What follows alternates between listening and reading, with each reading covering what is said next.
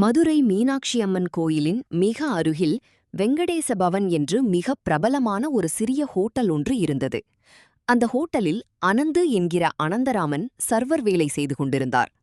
55 வயதானாலும் இன்னமும் திருமணம் செய்து கொள்ளவில்லை. அவருக்கு அந்த ஹோட்டலில் 3 வேளை சாப்பாடு இலவசம். ஹோட்டலிலேயே இலவசமாக தங்கிக் கொள்ளலாம்.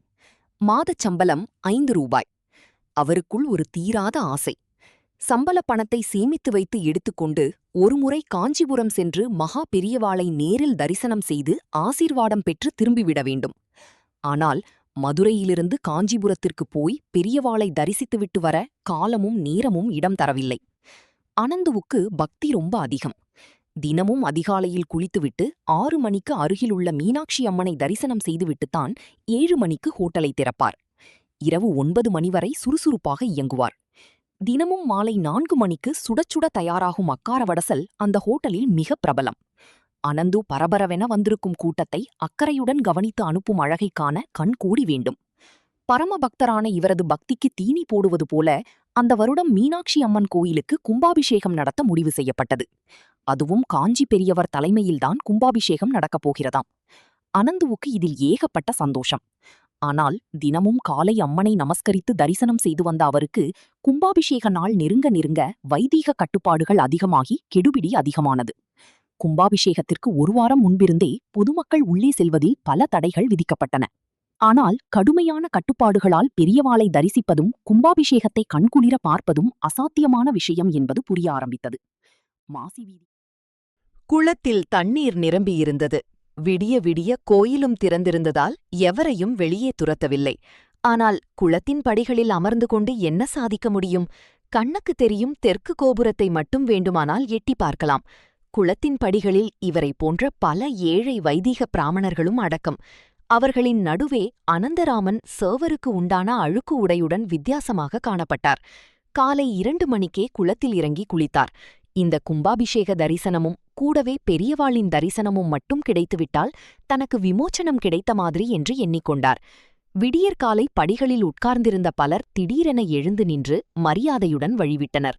அங்கே சற்றும் எதிர்பாராத விதமாக மகா பெரியவா படிகளில் மெதுவாக இறங்கி வந்து கொண்டிருந்தார். அவரோடு மடத்தை சேர்ந்த சிலர் பெரியவாளைச் சுற்றி பாதுகாப்பாக வந்தனர்.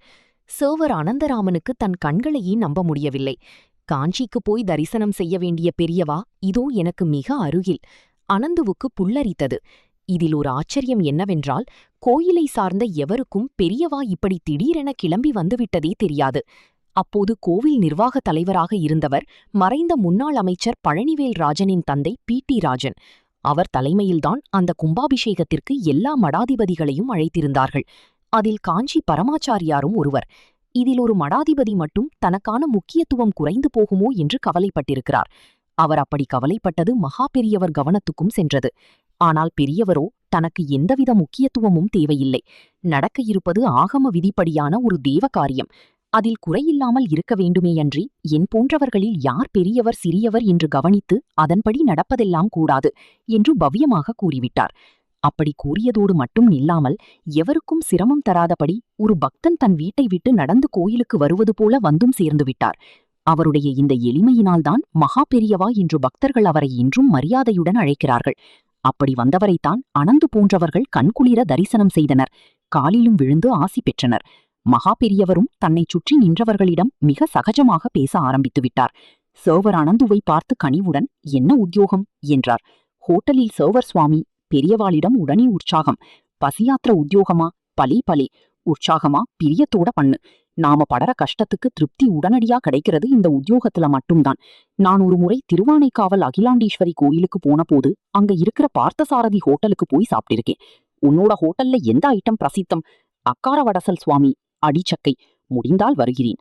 சர்வர் அனந்துவுக்கு கண்கள் நீர் திரண்டு உடம்பு சிலிர்த்தது.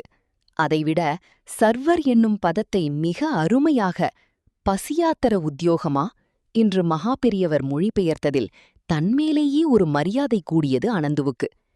பெரியவர் இப்படி சகஜமாய் பொற்றாமரை குளத்தங்கரையில் நின்றபடி பேசிக்கொண்டு இருப்பது மிகவும் தாமதமாய் பி.டி. ராஜனுக்கு தெரியவர ஆடிப்போய்விட்டார்.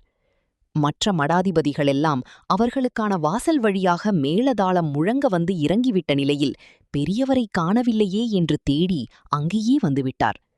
அவசர அவசரமாக பெரியவரை பூர்ண கும்பத்துடன் தரிசனம் செய்து கும்பாபிஷேகம் கோபுரம் நோக்கி மரியாதையுடன் அழைத்துச் செல்லத் தொடங்கினார். அந்த நொடிவரை பெரியவரோடு தங்களை மறந்து உரையாடிய அனந்து போன்ற சாமானியர்களுக்கெல்லாம் ஒரே திகைப்பு. ஆனால் பெரியவரோ அந்தச் சாமானியர்களையும் தன்னை பின்தொடரச் சொன்னார். அவர்களும் ஆர்வத்துடன் பின்தொடர்ந்தனர். பலத்த பாதுகாப்பு ஏற்பாடுகள் செய்யப்பட்டிருந்தன. பெரியவாளை ஒட்டியபடியே உடன் வந்த அனந்து போன்றவர்களுக்கும் பாதை கிடைத்தது. அதிகாரிகளால் எதுவும் செய்ய முடியவில்லை. அனந்துவும் பெரியவருடன் கும்பாபிஷேக கோயில் கூரை மேல் ஏறிச் சென்றார். மகா பெரியவர் தன்னை சொர்க்கத்துக்கே அழைத்துச் செல்வது போன்று ஒரு பிரமை. ஆனந்த கண்ணீர் அவர் கண்களில் பெருகி ஓடியது. இறை பக்தியுடன் அடிமனதிலிருந்து எழும்பும் பவித்திரமான ஆசைகள் நிச்சயம் ஒரு நாள் ஈடேறும் என்பதை அனந்து அன்று அனுபவபூர்வமாக புரிந்து கொண்டார். ஹரஹர சங்கரா என்னும் தெய்வீக கோஷம் ஓங்கி ஒலித்தது. அனந்துவுக்கு உடம்பு சிலிர்த்தது. நன்றி, வணக்கம். முயற்சி திருவினையாக்கும்.